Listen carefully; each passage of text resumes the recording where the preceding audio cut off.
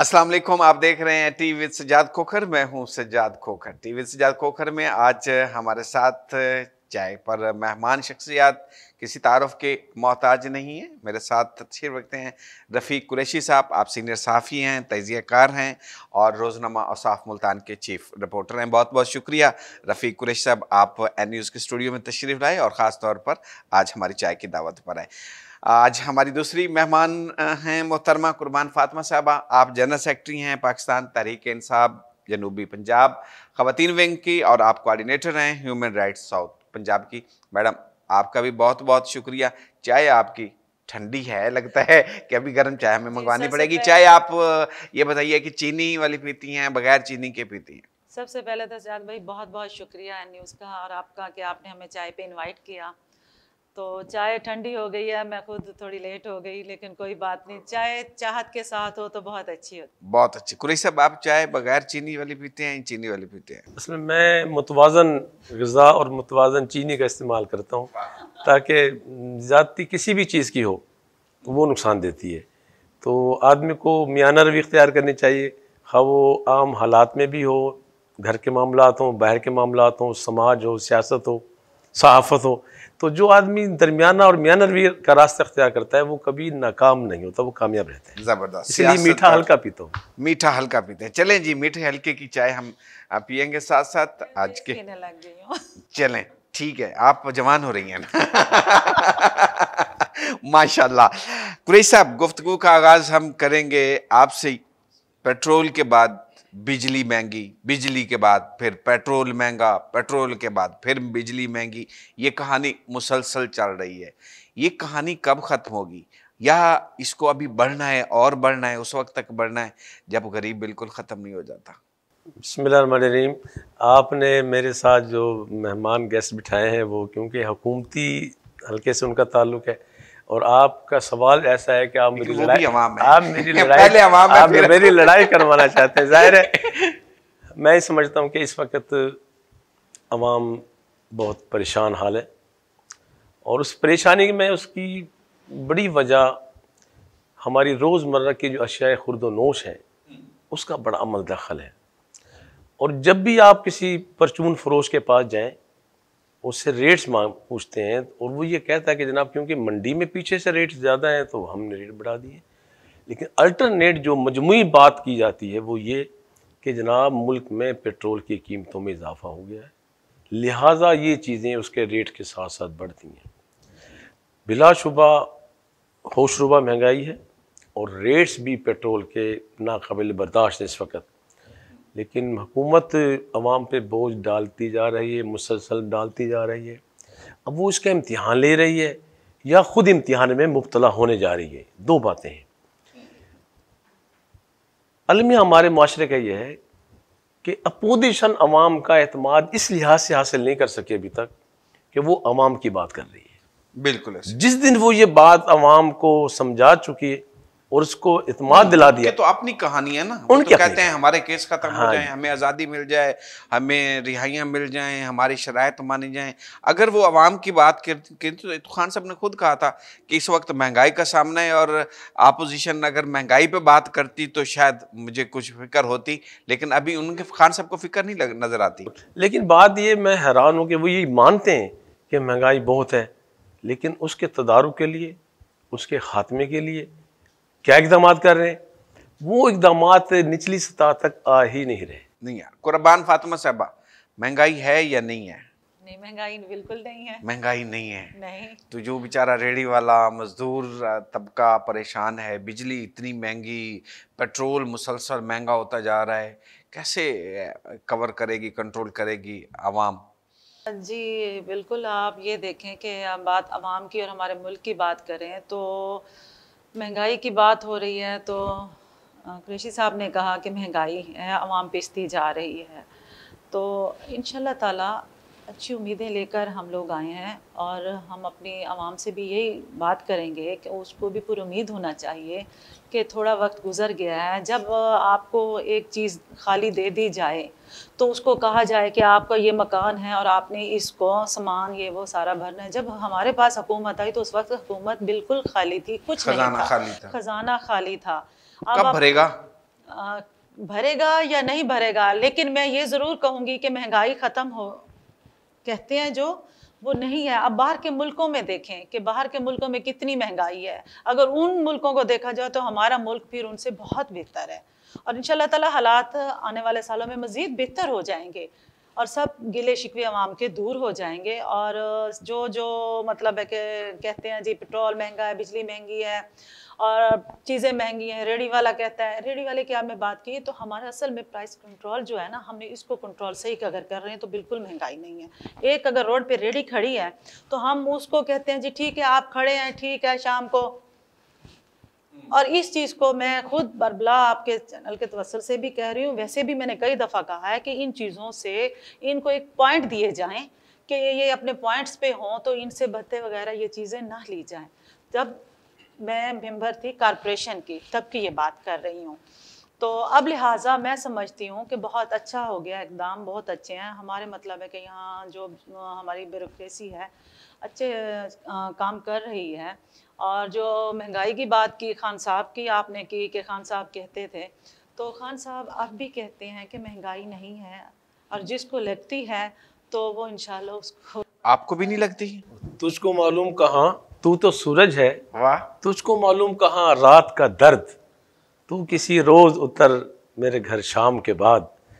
तो बात ये है जी, आप क्योंकि हुक्मरान पार्टी के लोग हैं, आपको हुकूमत को नजर नहीं आ रहा, तो फिर ये जो अच्छा दीवार पे नविश्त है, दीवार हो सकती, क्यों नजर नहीं आती हुकूमती नुमाइंदों को, या जानबूझ के? उसके होता है ये कि जो हुक्मरान होते हैं ना जी, उसके गिर्द एक हाला होता है, और वो सारा जो चक्कर है ना, वो सब ये कहते हैं वाह जी वाह खान साहब बहुत अच्छा कर रहे हैं आप, बहुत अच्छी बातें हो रही हैं, लेकिन जो निचले की सतह का जो दर्द है ना जी, उन तक वो बात नहीं पहुंचा रही।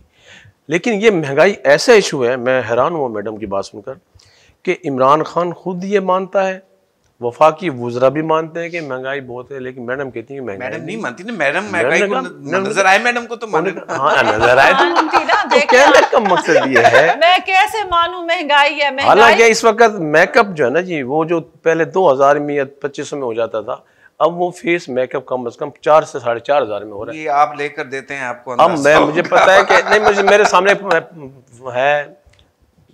मैडम क्यों, क्या वजह, महंगाई क्यों नहीं नजर आ रही? बिजली इतनी ज्यादा महंगी, बिजली के घरों के बिल इतने ज्यादा आ रहे हैं, पेट्रोल, गाड़ी के फ्यूल। आप भी तो हम में से ही हैं, आप भी कोई गाड़ी इस्तेमाल करती हैं, आप भी हमारी तरह ही उसी तरह। बिल्कुल ऐसे खान साहब भी इसी अवाम में से हैं, इसी मुल्क का हिस्सा में है।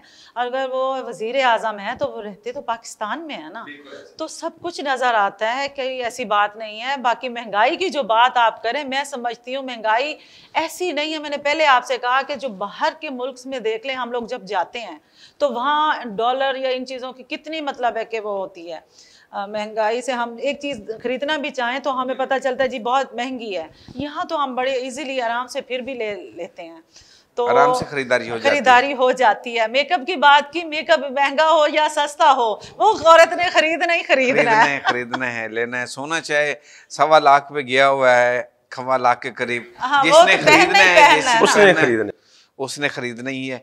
बहरहाल जी, मैडम अवाम बहुत ज़्यादा डिस्टर्ब है, बहुत ज़्यादा परेशान है। कब आप लोगों के पास जाते हैं, आपके अपने कारकुन वर्कर, मैंने बहुत सारे पीटीआई के वर्कर्स को देखा है जो कहते हैं कि हमसे गलती हो गई। मैं बगैर किसी, मेरा किसी सियासी पार्टी से कोई ताल्लुक नहीं है कि हमने खान साहब को वोट देकर जो है ना। अभी आप चले जाए ना किसी भी मंडी में चले जाएं, किसी दुकान पे कोई सौदा लें, तो सबसे पहले वो जो देने वाला है ना, चाहे वो खुद महंगा करके दे रहा होगा, वो कहेगा जी खान साहब की हुकूमत है। ये ट्रेंड बन गया है, एक हवा चल पड़ी है कि जब टमाटर महंगा था तो हम लोग ऑप्स वालों ने स्टॉक किए हुए थे तो वो महंगा कर दिया गया। हम लोग जो चीज़ महंगी हो जाए तो हम चीज़ उसको ख़रीदने ज़्यादा लग जाते हैं।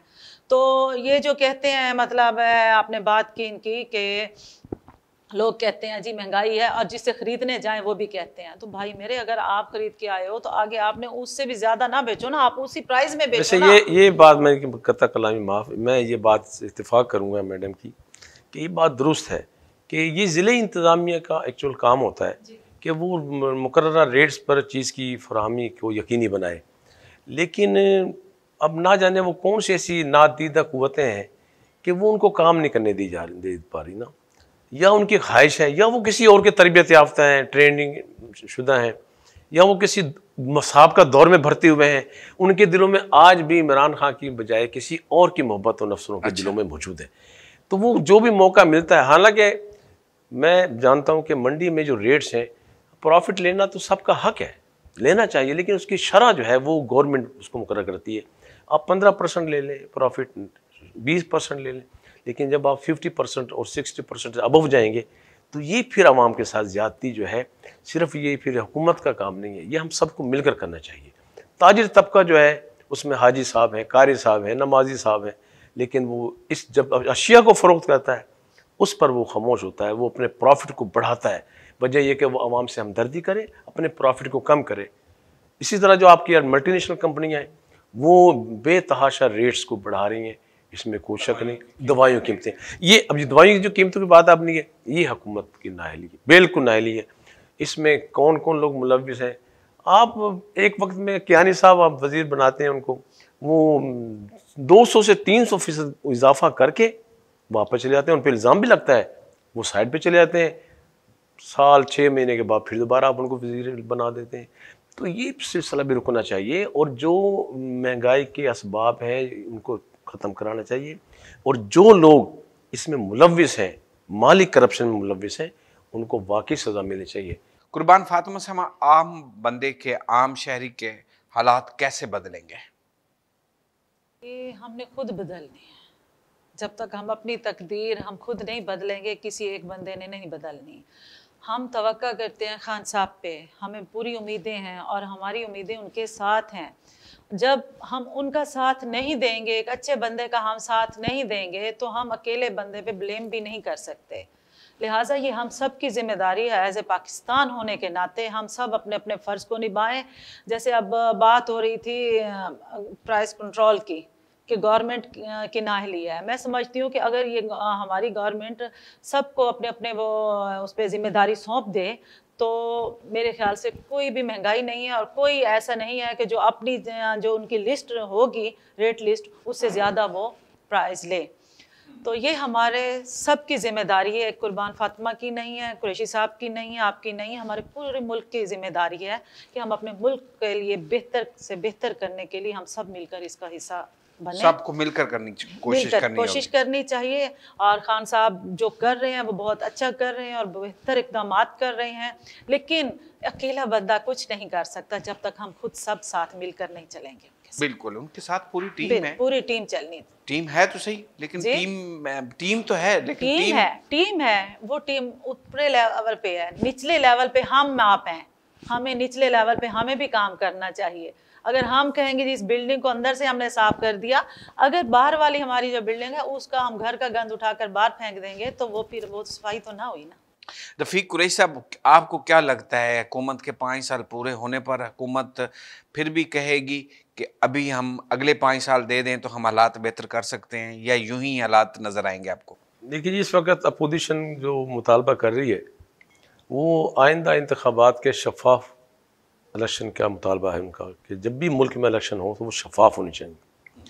अगर मुल्क में शफाफ इलेक्शन हुए और कोई हैकी फेंकी ना हुई, मुदाखलत ना हुई, इंजर्ड ना हुए, तो और अगर ये हुकूमत आवाम के लिए कुछ ना कर सकी, तो फिर मुझे नहीं लगता कि आइंदा हुकूमत इमरान खान की हो।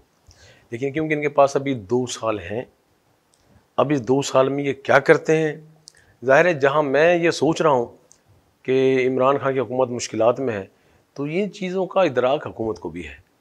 अगर इदराक है तो बहुत अच्छा है, उसके हल के लिए कोई यकीनन उनके मनसूबाबंदी कर रहे होंगे, लेकिन अगर उनके पास इदराक नहीं है तो मुझे नहीं लगता कि आइंदा इलेक्शन में पीटीआई की हुकूमत आ सके। आप यही सोच रहे हैं, लेकिन पीटीआई ऐसा नहीं सोच रही। पीटीआई यही सोच रही है कि अगले 10 साल भी हम ही हैं। अच्छे काम करें जी, आवाम की भलाई के लिए काम करें। हम 10 साल ले सब। एक ब्रेक का वक्त हो जाता है। ब्रेक के बाद जब हम वापस आते हैं तो हम बात करेंगे कि क्या हमारे जो सियासी कारकुन हैं वो सिर्फ नारे लगाने के लिए हैं, नाराबाजी के लिए हैं, सियासी पार्टियों के सिर्फ झंडे उठाने के लिए हैं, या वर्कर का कोई एहतराम, कोई रिस्पेक्ट, कोई कदर है उस तरह जिस तरह वर्कर चाहता है। इस पे बात करते हैं एक छोटे से ब्रेक के बाद। देखते रहिए टी विद सज्जाद कोकर। अस्सलाम वालेकुम नाज़रीन, प्रोग्राम आपकी बात का मेज़बान मैं हूं फिदाउल्लाह चौधरी। बात होगी अवाम के मसाइल की, बात होगी सेहत के हवाले से मौजूद सहूलियात और बढ़ते हुए अमराज की। आपकी ओपीडीज बंद हो जाती हैं, पेशेंट सफ़र कर रहा होता है। गवर्नमेंट जब इस तरह करेगी तो डॉक्टर स्टूडेंट्स फ्रस्ट्रेशन में आके एहतजाज का दायरा कार भी हम वसी कर देंगे। करेंगे बात तरक्याती मंसूबों की, अवाम के मसाइल पहुँचाएंगे ईवानों तक। पाकिस्तान ज़्यादा जो टैक्स पे करने वाली कंट्रीज़ में शामिल होता है। तो जिन मुल्कों में इतनी हैवी टैक्सेशन ली जा सकती है, free education, free health services, ये सारी चीज़ें मिल रही होती हैं। इंडस्ट्री के मसाइल को लाएंगे ज़ेरे बहस। बात होगी ज़राअत के शोबे से मुंसलिक अफराद से। आटा जिसको हम आम जुबान में कहते हैं, कि उसके अंदर क्या कमी होती है। हमारे यहाँ डाइटरी डाइवर्सिटी जो है वो नहीं है, मुख्तलिफ अक़साम की खुराक नहीं खाई जाती। एन न्यूज़ HD पर देखते रहिए प्रोग्राम आपकी बात, जुमा और हफ्ता रात 8 बजे।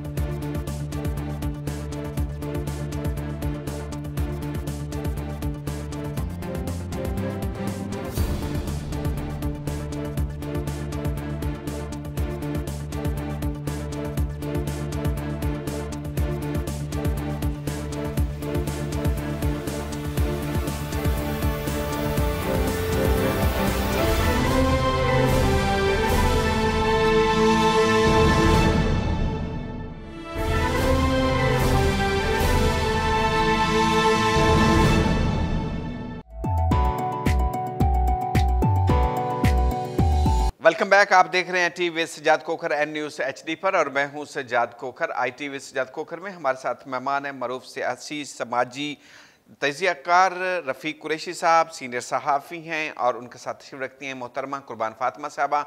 आप सीनियर सियासी वर्कर हैं, सीनियर सियासी कारकुन हैं। हमने कुर्बान फातिमा साहबा को बहुत तवील अरसे से जदोजहद करते हुए देखा है इस शहर में जिसका नाम मुल्तान है। हमने कुर्बान फातिमा साहबा को नारे लगाते हुए देखा है। हमने कुर्बान फातिमा साहबा को अपनी पार्टी के लिए सड़कों पर मुजाहरे करते हुए देखा है। हमने कुर्बान फातिमा साहबा को सड़कों पर भागते हुए अपने पार्टी के हक़ में नारे बुलंद करते हुए देखा है। इस तरह सिर्फ कुर्बान फातिमा ही नहीं, बल्कि हम मुल्तान की अगर बात करते हैं या पाकिस्तान की बात करते हैं तो पाकिस्तान भर में बहुत सारी हमारे सियासी वर्कर जो हैं वो कुर्बानियाँ देते हुए हमें दिखाई देते हैं। लेकिन क्या इन कुर्बानियों का सिला इन कारकुनों को मिलता है या नहीं मिलता? क्या ये कारकुन आगे बढ़ सकते हैं या नहीं? या सियासी पार्टियों की क़यादत सिर्फ मरूसी और वरासती ही है? आम वर्कर, आम कारकुन कहाँ खड़ा है? प्रोग्राम के इसी से में हमने इस पर बात करनी है और गुफ्तगू का आगाज़ इसी से मैं कुर्बान फातिमा साहबा से ही कर लेता हूँ। कुर्बान फातिमा साहबा, बड़े अरसे से हमने आपको देखा, आप पहले जिस पार्टी में रहीं उसमें भी आपने भरपूर जद्दोजहद की, आप इस पार्टी में आई, भरपूर मेहनत की। चलें हम मानते हैं अभी आप साउथ पंजाब में वुमेन विंग की सेक्रेटरी जनरल भी खैर से बन गई। क्या वाकई ही सियासी पार्टियों में सियासी कारकुनों को वो मकाम दिया जाता है जितनी वो मेहनत करते हैं, जितनी जद्दोजहद करते हैं? जी बिल्कुल, मैं समझती हूँ कि वर्कर को सबसे पहले तो वर्कर को जो है ना उसको इज़्ज़त चाहिए होती है। कोई भी है इज़्ज़त के लिए आता है, तो लिहाजा सियासी वर्कर के हवाले से आप बात करेंगे तो मैं 2001 से सियासत में हूँ, 20 साल मुझे हो गए। तो 20 साल में मैंने आपने बात की तो मैं धरने के दौरान अरेस्ट भी हुई थी। तो 3 दिन हस्बैंड मेरे जेल काट के आए थे बहावलपुर। तो मैं ये समझती हूँ कि पाकिस्तान तहरीक इंसाफ वाहिद वो जमात है कि जिसने अपने वर्कर को इज़्ज़त दी है। आज मैं आपके सामने खुद मिसाल हूँ कि मैं आज general secretary south Punjab Pakistan Tehreek Insaf की हूँ। तो मैंने खान साहब का विज़न देखा था और मुझे इंसाफ बहुत अच्छा लगा था, तहरीक इंसाफ स्लोगन अच्छा लगा था। उसको नारे तो खैर तहरीक इंसाफ बहुत अच्छे लगाती है। नहीं, नारों के साथ अमलन भी है। अच्छा ठीक है। हाँ, जिसकी मिसाल आप मैंने कहते हैं कहा, तो मैं मान खुद लेते दूं, हैं, वरना मैं हालात खुद ऐसे दूं। नहीं है। नहीं, आप ज़ाहिरन नहीं माने, वो तो ना मैं ना मानो वाली बात नहीं, होगी, नहीं, लेकिन ऐसी बात भी मैं नहीं है। मानती हूँ। जी। और मैं ये मानती हूँ कि पाकिस्तान तहरीक इंसाफ ने अपनी ख़वातीन को बहुत इज़्ज़त दी है और बहुत शऊर दिया है। हमारी जो ख़वातीन पार्टी में हैं, पढ़ी लिखी माशाल्लाह सुलझी ख़वातीन हैं, तो इंशाल्लाह ताला नेक्स्ट भी हम समझते हैं कि पार्टी हमारी तहरीक इंसाफ ज़रूर अपने वर्कर। चलें, ये तो आ गया आपका पार्टी मौक़िफ़। अब कारकुन का मौक़िफ़ भी दे दें, कारकुन की हैसियत से। नहीं, ये तो अभी मैं आपने कौन सी MNA MPS बैठी हूँ, मैं भी कारकुन वो हूँ। मैं अर्ज करता हूँ, मैं भी कारकुन ही इनकी हूँ। कुछ मजबूरियाँ भी होती है ना जी। जब आदमी हुकूमती पार्टी में हो या जिस पार्टी की वो तर्जुमानी करता है या वो किसी ओहदे पर मौजूद हो, फिर उसकी कुछ मजबूरियाँ होती हैं। मैं ये समझता हूँ कि इनकी 20 साल जिद्दोजहद का नतीजा ये होना चाहिए था, और इमरान खान की हुकूमत को ये चाहिए था कि इनको स्पेशल सीट पे प्रोविंशियल असम्बली में या कौमी असम्बली की एक सीट में से किसी सीट पे इनको मुंतखब कराना चाहिए था। लेकिन वो तेरे नसीब की बारिशें किसी और छत बरस गई। तो बहरहाल इनकी जिद्दोजहद बढ़ी है, मैं खुद का गवाह हूँ। तो बात आपने जो की है वर्कर्स के हवाले से ना जी, कि वर्कर्स को कितनी इज़्ज़त मिलती है, मैं अभी उस पर आपका मेरे ख्याल में है सेगमेंट में कि हमजा शहबाज शरीफ साहब आए हुए थे अभी, तो उनके वर्कर्स कन्वेंशन था। उस वर्कर्स कन्वेंशन में जो ज़िले के सदर हैं बिलाल भट्ट साहब, वो लायर भी हैं, तो उनकी जो तकरीर थी वो इस गिले और शिकवे पर थी कि आप अगर वर्कर्स को दीवार से लगाएंगे तो फिर वो पार्टी कामयाबी नहीं हो सकती। हर पार्टी की, हाँ वो इलेक्शन मुहिम हो, हाँ वो एजिटेशन की मुहिम हो, उसमें वर्कर अहम रोल अदा करता है और कलीदी किरदार होता है उसका। लेकिन अगर कोई पार्टी अपने वर्कर को इक़्तिदार में आकर भूल जाए या वर्कर्स को वो मकाम ना दे जो उसका हक बनता है, तो फिर होता यह है कि वो पार्टी का वो फिर आइंदा इलेक्शन में होता है वो वर्कर मायूस हो जाता है। इस जमहूरी निज़ाम के अंदर मायूसी जो है ना जी, वो मुल्क के लिए भी ख़तरा होती है, सिस्टम के लिए ख़तरा होती है। अवाम को मायूस नहीं होना चाहिए और वर्कर्स जो है इसे भी मायूस नहीं करना चाहिए। ये जिम्मेदारी है हमारी लीडरशिप की। लेकिन लीडरशिप जब वो अपने मामे भांजे चाचे भतीजे नवासों को नवाजेगी तो ये वर्कर्स का एक्चुअली इस्तेहसाल होता है। बिल्कुल ऐसे। और ये अब देखें ना जी, आपने ओहदे बांट दिए, वो अपनों में बांट दिए। बिल्कुल ऐसे। मैं कहें तो मैं नाम ले देता हूँ सब, मतलब बहुत सारे बिल्कुल। ये जो मरूसियत है ये भी हमारे जमहूरी सिस्टम को बेकार और नकारा बनाने के लिए बहुत अहम रोल अदा कर रही है इस वक्त। ये ऐसा रोल है कि अगर आपने जमहूरियत को अच्छे सेंस में लेना है तो भाई मरूसियत से आप जान छुड़ाएं, आप अपने अच्छे काबिल अहल लोगों को आगे लाएं, और अहल लोग हर पार्टी में मौजूद हैं। ऐसा नहीं है कि लोग बांझ हो गई हैं पार्टियों में लोग मौजूद हैं। लेकिन हमारे यहाँ क्योंकि मरूसियत है, ख़ानदानी पस मंज़र देखा जाता है, उसका जनाब बैंक बैलेंस देखा जाता है, उसके वसाइल देखे जाते हैं, और उसके बाद हम उस टिकट की तकसीम करते हैं। ये पार्टियों का भी बड़ा कसूर है। इसीलिए मैं समझता हूँ कि एक वक्त में एक मुतालबा इस मुल्क में हुआ कि इस मुल्क में मुतनासिब नुमाइंदगी की बात हुई। उस मुतनासिब नुमाइंदगियों में पार्टी मजबूत होती है, और जब जमहूरी निज़ाम होता है उसके अंदर शख्सियात मजबूत होती हैं। ये जो निज़ाम चल रहा है ना, ये मरूसियत, ख़ानदान, ये मजबूत होते हैं। लिहाजा अगर आपने वर्कर्स को इज़्ज़त देनी है और पार्टी को मजबूत करना है तो इस मुल्क में मुतनासिब नुमाइंदगी के बारे में भी अहले इख्तियार को सोचना चाहिए कि जमहूरी निज़ाम जो है उसके नेमुल बदल एक अच्छा निज़ाम मौजूद है। आपके इस मुल्क में शूराई निज़ाम भी चल चुका है, और इस मुल्क के और शहर के बड़े बड़े अहम लोग जो आज बड़ी बड़ी पार्टियों के ओहदेदार हैं और बड़े मनसब पर हैं, वो उन शूराई निज़ाम का हिस्सा रह चुके हैं। तो हम ये समझते हैं कि पार्टी को वर्कर्स की इज्जत जो है वो करनी चाहिए। बिल्कुल नहीं। कुर्बान फातिमा साहब, आपकी तरफ आऊँगा।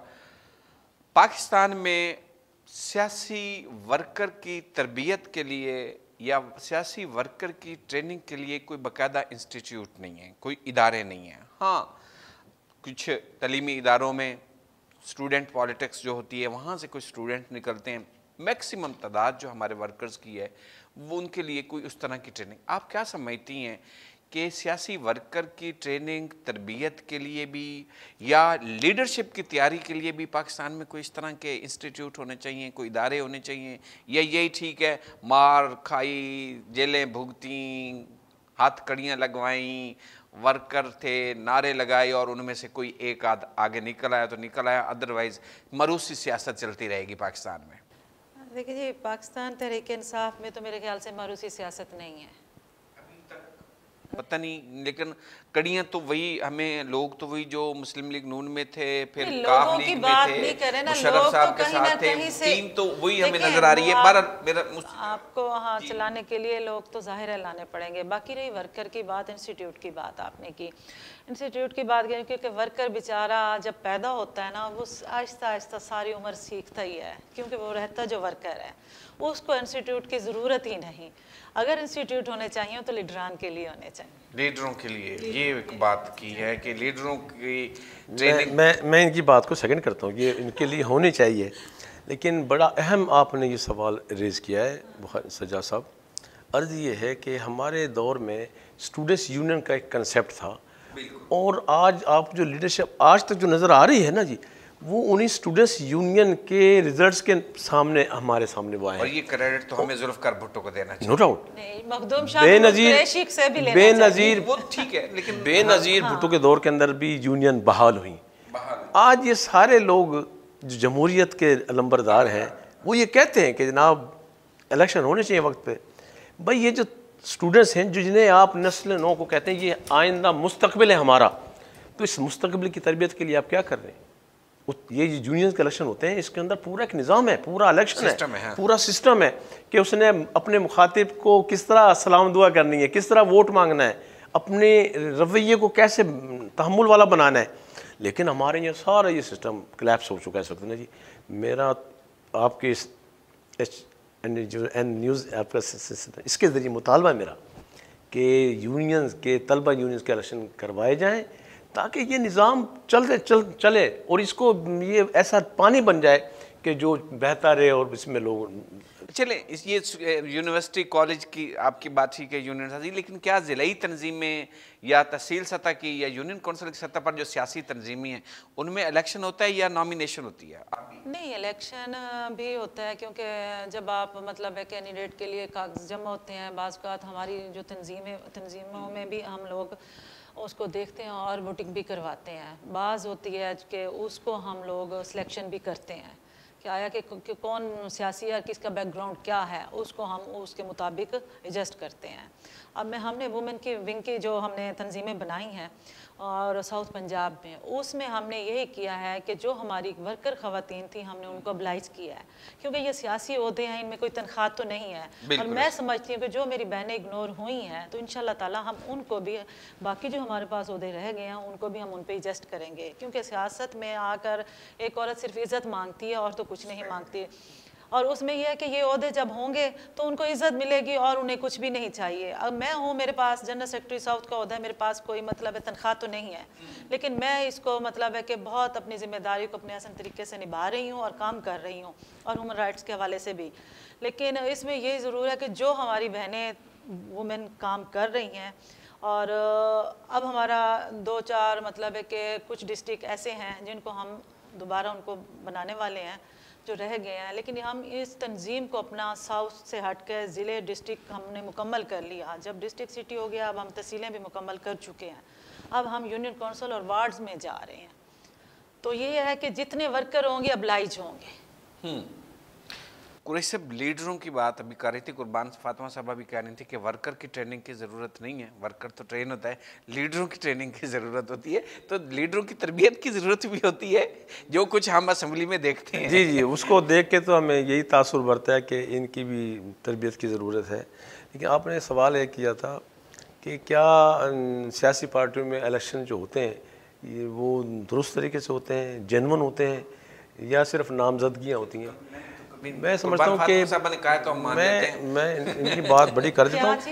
एक पार्टी ऐसी है इस मुल्क के अंदर ना जी कि जिस पर मुखालिफ भी उसका जो है ना जो वो तस्लीम करता है कि कहीं अगर जेन्युइन इलेक्शन होते हैं जहाँ पर उम्मीदवार नहीं होता, खुद उसके जो एक अरकान का एक निज़ाम है उनका, वो उनको सेलेक्ट करते हैं और वो जमात इस्लामी की तंजीम है जिसके एक्चुअल इलेक्शन होते हैं, उसको उम्मीदवार को पता ही नहीं होता कि मैं कामयाब, मैं उम्मीदवार जब है ही नहीं तो वो जिस बंदे को अक्सरियत जाती है वो उसका अमीर बन जाता है। और आप देख लें कि जमात इस्लामी की मौजूदा जो क़यादत है ये तो यही बदकिस्मती है कि जमात इस्लामी कोई नेशनल हुकूमत में मैंने आई नहीं इलेक्शन है। की बात की कि इलेक्शन आपके होता है, मैंने सिलेक्शन की बात की कि तंजीम के हवाले से। तो जिस दिन इलेक्शन इस मुल्क में फेयर हुए ना जी, शफाफ इलेक्शन होंगे जब, नहीं तो कोई पार्टी मानती ही नहीं है कि शफाफ इलेक्शन, सर कोई भी नहीं तो हमेशा कहती है कि सर 18 के जो इलेक्शन थे जब आपके शहबाज शरीफ साहब असेंबली में गए थे तो काली पट्टी बांध कर गए थे वो। उसने कहा कि मैं इस इलेक्शन को मानता नहीं हूँ लेकिन मैं चाहता हूँ कि हम इस निज़ाम को चलने दें। ये सारा एक गिरोह है, एक ख़ानदान है कि जो एक दूसरे को रिलीफ देता आपस में ना जी। तो उन लोगों को जिनको आना चाहिए था, मैं एक मिसाल देता हूँ आपको। आप मुल्तान में हम बैठे हुए, लियाकत बलोच साहब जिस हल्के से इलेक्शन लड़े थे उसमें जमात इस्लामी का 15 से 20 हज़ार एक ऐसा वोट था डिवोटेड, उसी को मिलना चाहिए था। लेकिन उस वक्त जब रिजल्ट्स आए तो उनके 3000 वोट थे जो नाकाबिल यकीन वोट्स थे। कोई बंदा सियासी वर्कर भी, मुखालिफ भी यकीन करने को तैयार नहीं था कि यार इनके जब वोट आपका इधर उधर हो जाए और असल वोट ना मिले तो फिर निज़ाम पे भी तो उंगली उठती है। सियासी वर्कर जमातें क्यों तब्दील करता है? सियासी लीडर की जमातें तब्दील करने की तो समझ आती है, सियासी कारकुन की जमातें चेंज करने की क्या वजह होती है आपके ख्याल में? मेरे ख्याल से, मैं वर्कर होने के नाते से मैं अपनी बात करूंगी, मैं बाकियों की तो नहीं करती। मैं ये कहूँगी कि सियासी वर्कर जमात इसलिए चेंज करता है कि जहाँ वो रहता है, जिस घर में उसकी इज़्ज़त ना हो तो उस घर को छोड़ देना चाहिए। ये मेरी एक अपनी ज़ाती राय है। और दूसरा, अगर जो आपको बेहतर लग रहा है आप और जो बेहतर करना चाहता है उसकी सोच, उसकी बूझ समझ सब कुछ आप देख चुके हैं और सुन रहे हैं, तो फिर क्यों ना आप उसके पीछे चल पड़े। बेहतरी के लिए चेंज करना चाहिए, बेहतरी के लिए और चेंज करने के लिए। अगर आप मुल्क की बेहतरी चाहते हैं, क्योंकि सियासी वर्कर भी तो मुल्क की बेहतरी के लिए बाहर आता है ना। बिल्कुल ठीक है, आपने पाकिस्तान वो बिल्कुल ये बात दुरुस्त है कि वर्कर्स बेहतरी के लिए बाहर आता है, लेकिन एक्चुअल वो अपने जो ज़ाती उसका मुफाद है वो भी उसके अंदर शामिल है और उसको नज़रअंदाज नहीं करना चाहिए। उसको नज़रअंदाज नहीं करना चाहिए। एक नौजवान है, वो नारे लगा रहा है, पढ़ा लिखा है, उसका हक है, उसको जॉब है। एक ब्रेक का वक्त हो गया, ब्रेक के बाद हम वापस आते हैं तो हम बात करेंगे हमजा शहबाज शरीफ के दौरा मुल्तान की, और उससे पहले बिलावल भुट्टो जरदारी का दौरा हुआ, और वज़ीर आला पंजाब उस्मान बुज़दार तो ज़हर आते ही रहते हैं जिस तरह वर्कर चाहते हैं। इस पे बात करते हैं एक छोटे से ब्रेक के बाद। देखते रहिए टी विद सज्जाद कोकर।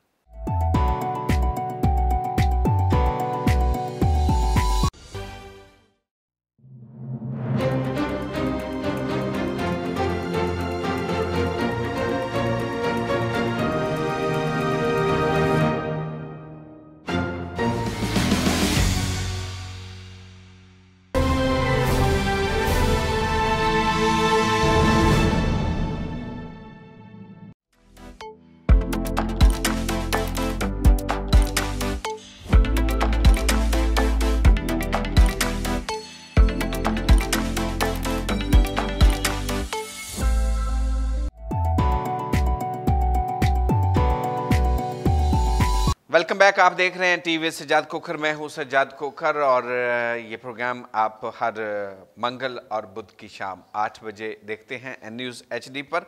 आज के प्रोग्राम में हमारे साथ जो मेहमान शख्सियात हैं उनमें जनाब रफ़ीक कुरैशी साहब, आप सीनियर सहाफ़ी हैं, सियासी तजियाकार हैं, और आज की हमारी दूसरी मेहमान मोहतरमा कुर्बान फातिमा साहबा, आप सेक्रेटरी जनरल हैं पाकिस्तान तहरीक इंसाफ जनूबी पंजाब वुमेन विंग की, और कोऑर्डिनेटर हैं ह्यूमन राइट्स साउथ पंजाब की। मुझे इस पे भी बात करना है, लेकिन अभी हम बात करेंगे कि साउथ पंजाब में सियासी जमातें काफ़ी एक्टिव नज़र आ रही हैं। पहले बिलावल भुट्टो जरदारी साहब, पाकिस्तान तहरीक इंसाफ के लीडरान के भी दौरे, और फिर यहाँ ओहदे भी जो दिए जा रहे हैं, जो काफ़ी खासी एक्टिव नज़र आ रही है पाकिस्तान तहरीक इंसाफ भी, और साथ अब मुस्लिम लीग नून भी हमें काफ़ी एक्टिव नज़र आ रही है।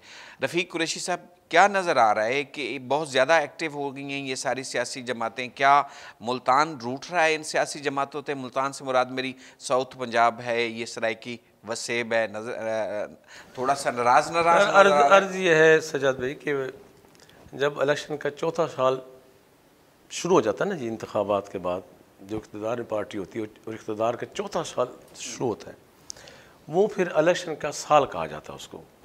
और ये सारी पार्टियाँ एक्चुअल नाज़रीन, ये आप देखें बिलावल भुट्टो जरदारी हो या हमजा शहबाज हो, ये सारी पार्टियों ने हर शहर में जाकर वर्कर्स कन्वेंशन का इनेकाद किया है, जलसे नहीं किए, वर्कर्स कन्वेंशन।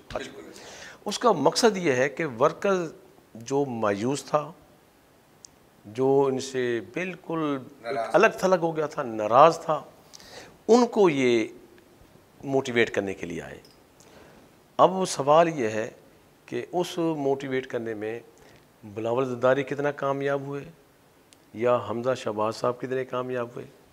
मैं समझता हूँ कि बिलावल भुट्टो जरदारी, उसका दौरा इस लिहाज से बेहतर था कि उसने एक बड़े मुनज़्ज़म अंदाज के साथ यहाँ पर उसने हर तबके को टच किया, हर तबके के नुमाइंदा अफराद से मुलाकातें की और वर्कर्स के साथ वो घुला मिला। और वर्कर जो बिल्कुल उसका मायूस था, वो हमने महसूस किया कि वो चार्ज हुआ है और वो जी भुट्टो के नारे में उसमें और ताकत आई है और उसने पूरे उस इलाके में उसमें। लेकिन उसमें दौरे की एक जो नाकामी थी वो ये थी कि उस दौरे में किसी अहम शख्सियत ने शमूलियत अख्तियार नहीं की। अगर उस दौरे में इस शहर की, इस खित्ते की, जनूबी पंजाब से कोई अहम शख्सियत पीपल्स पार्टी में शामिल हो जाती तो ये दौरा उसका कामयाब तरीन दौरा था। जबकि हमजा शहबाज अब आज उनका चौथा रोज़ है और जब हमारी ये प्रोग्राम हमारा कास्ट होगा तो ये दौरा उसका ख़त्म हो चुका होगा। पहले दिन भी जलसा उसका कोई कामयाब जलसा नहीं था वर्कर्स का, कुर्सियाँ खाली पड़ी, कुर्सियाँ खाली थी और बाद में जाहिर कुर्सियाँ खाली थी, लीडर जो स्टेज पर थे वो भरा हुआ था, सारा भरा हुआ था। स्टेज पे बेहंगम प्रोग्राम था, SOPs का कोई ख्याल नहीं, कोई कोरोना नहीं, कुछ नहीं। लेकिन स्टेज जो सामने जो मजमा था वो कुर्सियाँ खाली थी। तो वहाँ पर ये बात जब हमारे कुछ अफराद से बात हुई तो उन्होंने बताया कि यार ये यहाँ पर भी ना अपनी शख्सियात का एक जो सिलसिला है, जेलसी आपस में वो काम कर रही है। देखें गफ़ार डोगर साहब को चाहिए तो ये था कि वो अगर 400-500 बंदे अपने घर पर इकट्ठे कर सकते हैं हमजा शहबाज की आमद पर, उनको उनमें से 200 बंदे कम से कम यहाँ पे आने चाहिए थे, वर्कर जो थे उसके। लेकिन उसका कोई वर्कर नहीं आए, खुद आ गए। इसी तरह तो वहीद अराई के बारे में कहा, ये पार्टी नून की पार्टी के जो ओहदेदार है, हर पार्टी में नजर आ रहा है और हर पार्टी में ये होता है। वो समझते हैं कि अपना शो करो। लेकिन मेरी इतलात ये हैं कि हमजा शहबाज अगरचे वो बयान ये देकर जा रहे हैं कि मैं बड़ा खुश हूँ, लेकिन 2-3 अफराद पे वो नाराज़ है और एक शख्सियत का मैं नाम नहीं लेना चाहता, उस शख्सियत ने तो उसके पैरों में बैठ कर माफ़ी भी मांगी उसे, लेकिन वो कहता नहीं फिर देखेंगे, करेंगे बात, इंशाल्लाह फिर करेंगे। तो कहने का मकसद ये है कि ये जो वर्कर्स कन्वेंशन होते हैं ये भी वर्कर्स की अहमियत का पता देती हैं। तो हर पार्टी इसी तरह के प्रोग्राम करती हैं। हमजा शहबाज साहब जो हैं उन्होंने यही कि अपोजिशन में होते हुए उन्होंने एक बड़ी अहम बात ये की कि हम मुफाहमत चाहते हैं। हम उस बात को जो पहले दिन मियाँ शहबाज शरीफ साहब ने असम्बली में फ्लोर पर खड़े होकर कही थी कि आप आएँ और हम मिसाक मईशत के हवाले से एक नई बात करते हैं। तो आज आप देखें कि आज आपका मुल्क जो है वो माशी तौर पर आप अपने रिज़र्व बताएं कि जनाब बहुत बढ़ गए हैं, लेकिन जो हालात हमें नज़र आ रहे हैं वो काफ़ी डामाडोल है। क्यों कुर्बान फातिमा साहब, ऐसी ही बात है, हालात पाकिस्तान तहरीक इंसाफ के खासे डामाडोल नज़र आ रहे हैं या कुछ लग रहा है? नहीं, अब कन्वेंशन करने से देखिए जमहूरियत है, हर बंदे का राइट है। जो पार्टियाँ जहाँ जहाँ जाके हर डिस्ट्रिक्ट में अपना कन्वेंशन, वर्कर्स कन्वेंशन करवा सकती हैं, लेकिन इससे कन्वेंशन करवाने से हम ये नहीं समझते कि PTI का मोराल जो है डाउन है, उल्टा अप नहीं, जा मोराल अप जा रहा है। नहीं, PTI का नहीं ऊपर जा रहा है हमारा, आप ऊपर जा रहे हैं जी इंशाल्लाह। अच्छा, और क्योंकि वर्कर जो है ऊपर जा आप ये देखें ऊपर इस तरह नहीं कहें आप कि उन जमातों से हमारी जमात बहुत बेहतर है अक्सर ये। दूसरी बात यह है कि आप वर्कर्स कन्वेंशन, अब इनके आपने कन्वेंशन देख लिए, अब हम भी तो जब अपोजिशन में थे हम भी करते थे, हमने जलसे भी नहीं, किए, उस वक्त तो धरने भी पीटीआई से किए। बहुत सारी उम्मीदें थी ना, अब तो पीटीआई से उम्मीदें दम तोड़ी हैं लोगों की। अब आगे अब तो देखिएगा। लोग जो कहते हैं, जो हम खुद से सोचते हैं, डरते हैं, वो कहते हैं गलती हो गई, मैंने पीटीआई को वोट दे दिया, माफी मांगता हूँ, नाक रगड़ते हैं लोग। नहीं, वो कहते हैं हमें पुराना दे दे यार, ये नया नहीं है पाकिस्तान कोई में। बात नहीं, हर बंदा 5 उंगलियां बराबर नहीं होती, हर बंदा अपने अपने, हर इंसान की अपनी सोच है। मैं समझती हूँ कि अभी आप कन्वेंशन वर्कर्स का करवा के देख लें पीटीआई का। अब मुझे कहें छोड़े सबको, मैं करवा के देती हूँ सिर्फ लेडीज़ का मुल्तान में, जो हमजा शहबाज से और बिलावल भुट्टो से। मैं कहती हूँ कि औरतें ज़्यादा ना हों, तो जो चोर की सज़ा होगी वो आप मुझे दीजिएगा। चैलेंज ज़बरदस्त है, लेकिन पीटीआई ने साउथ पंजाब के लिए क्या कर रही है?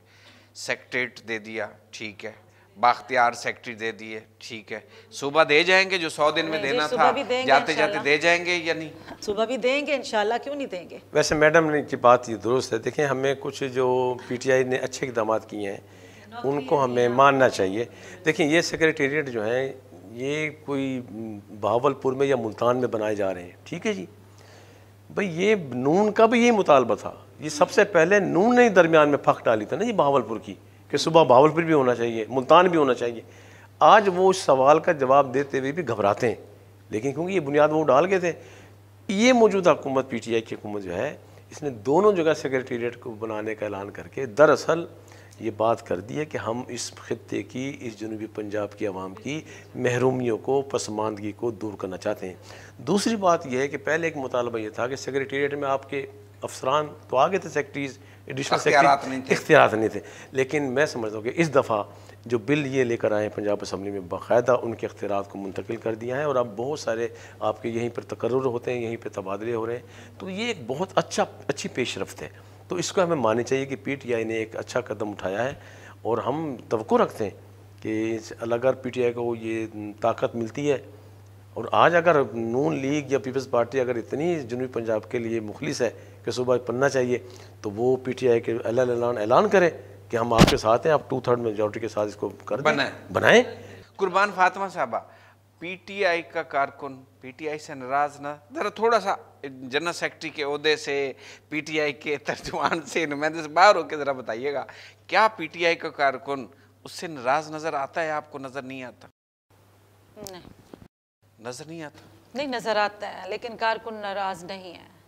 नहीं, नाराज की जगह मैं कता कर, नाराज की जगह अगर आप इसको ना मायूस, थोड़ा सा कि मायूस हुआ है वर्कर, इनका मायूस हुआ है। हाँ, मायूस हुआ है, हाँ, मायूस हुआ है। लेकिन मैं समझती हूँ, और बल्कि खान साहब ने भी ये बात की है, जब वो मुल्तान भी आए थे, मैं उनसे लिया भी मिली थी, तो उन्होंने यही कहा कि जो जो हमारे कारकुन नाराज़ हैं उनको हम इंशाल्लाह अच्छी सीटों पर एडजस्ट करेंगे, और इंशाल्लाह सब एडजस्ट हो जाएंगे। कारकुन नाराज़ इसीलिए ही है ना, और तो कारकुन को कुछ नहीं चाहिए ना, तो इंशाल्लाह सब बेहतर हो जाएगा। कारकुन से जब लोग सवाल करते हैं ना कि हमने खान साहब को वोट दिए थे महंगाई ख़त्म करने के लिए, हमने कारकुन ने वोट दिए थे बेरोजगारी ख़त्म करने के लिए, 4 साल, नौकरियों के चौथा लिए। साल है खान साहब को, जनाब, चौथे साल में खान साहब क्या मतलब है महंगाई यही चीज़ों को दूर कर लें। बात करते हैं महंगाई की, मैंने आपसे पहले कहा कि महंगाई नहीं है, जो बाहर देखी जाए, जो हमारे मुल्क में इतनी महंगाई नहीं है। लेकिन कारकुन वाली जो बात की, तो कारकुन पिछले जो दूसरे पार्टियों की बात करूंगी कि 20-20 बारियां लगाकर 20-20 साल गुजार कर अब 4 साल में वो खान साहब से ये कहें जी, लेकिन पीटीआई का जो वर्कर है, जो कारकुन है, वो पीटीआई से नाराज नहीं है। मैं आज करूँगा, मैं एक बात इनकी करना चाहूँगा। अभी आपके पूरे मुल्क के अंदर कंटोनमेंट में इलेक्शन हुए, उस कंटोनमेंट के जो नताइज हैं वो हमारी आंख खोलने के लिए काफ़ी हैं, और हमें हमारी नहीं, पीटीआई की, बस वो हमारे मतलब पीटीआई है, बस हमारे मैडम जो बैठे सब वो उनका सहर भी तो होता है ना जी। हाँ, उनके अपना असरात होते हैं। तो अर्ज़ ये है कि, और सिर्फ इसमें वर्कर्स मायूस नहीं था, आम लोग मायूस नहीं थे इस इलेक्शन में। इस इलेक्शन में इनकी लीडरशिप में आपस में इख्तलाफात थे बहुत ज़्यादा। यानी पीटीआई के मुल्तान की अगर हम बात करें तो मुल्तान में बात हो रही थी, एक तरफ तो पीटीआई को कोई सीट नहीं मिली, लेकिन दूसरी तरफ दावा ये भी किया जा रहा था कि सीटें पीटीआई की हैं, और वो दावा ठीक था। वो दावा ठीक इसलिए था, मैं तो नाम लेकर कहने में मुझे कोई हर्ज नहीं है, अहमद हुसैन डीएड साहब का एक अलग ग्रुप कंटोनमेंट में इलेक्शन लड़ा था, और अहमद हुसैन डीएड का ग्रुप कामयाब हुआ, पीटीआई का नहीं हुआ।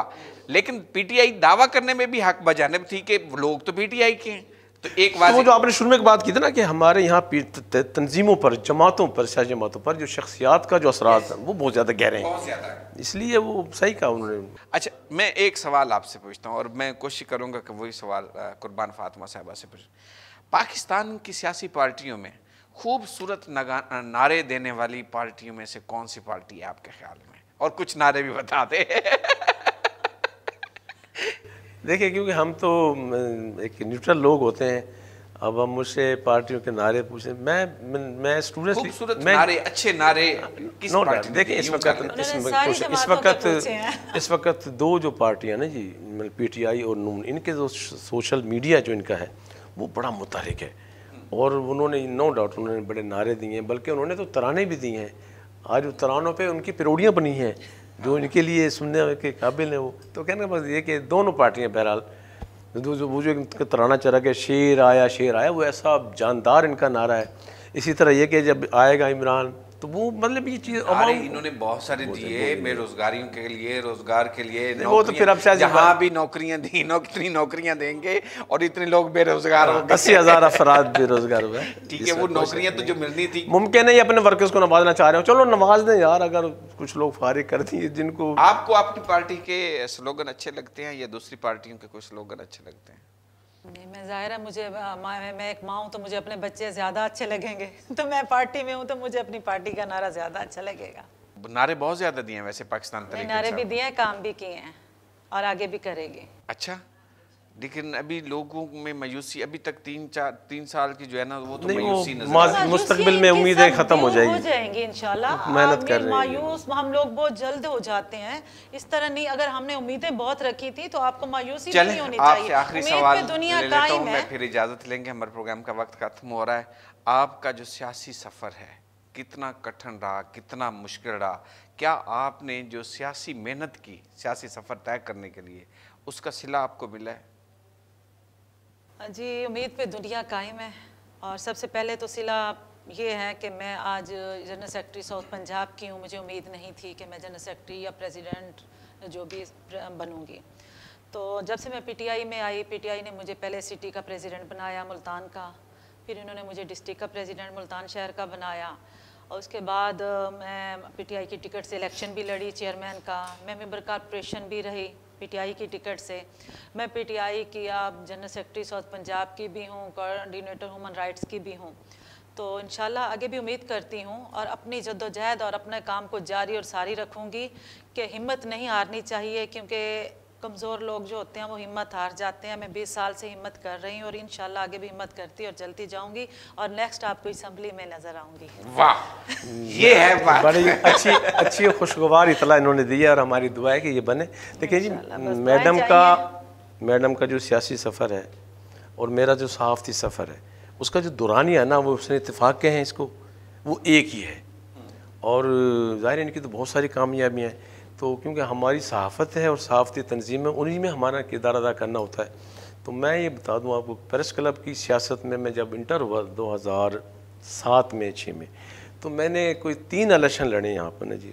तो मैं 2 मरतबा एग्जीक्यूटिव का मेंबर मुंतखब हुआ और तीसरी मरतबा में वाइस प्रेसिडेंट मुंतखब हुआ।